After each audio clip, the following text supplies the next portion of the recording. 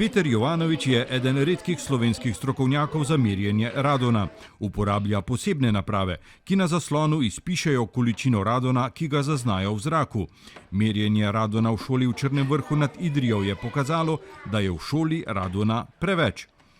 Radon je plin brez vonja in barve, zato ga človek ne zazna, čeprav obstaja. Če ga vdihujemo veliko in dalj časa, lahko zbolimo za pljučnim rakom. Radon nastaja globoko v zemlji, med razpadom dveh kemijskih elementov, urana in radija.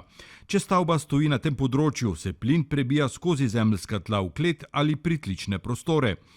Radon merimo z mersko enoto bekerel. V Sloveniji je zakonska meja 400 bekerelov, v eni od učilnic v osnovni šoli Črni Vrh nad Idrijo pa so izmerili kar 9000 bekerelov.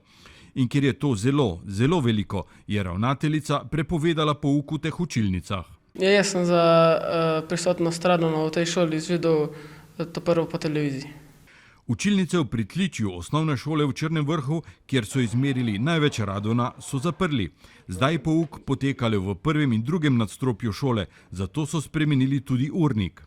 Ja, doma smo zelo veliko govorili, predvsem pa o tem zaprtju šole, da to je nespremenljivo, kar je res, in ne bi noben iz naše družine želel, da bi se šola zaprla. Ja, stvar je zelo resna, pa se mi zdi, da jemljemo premalo resno.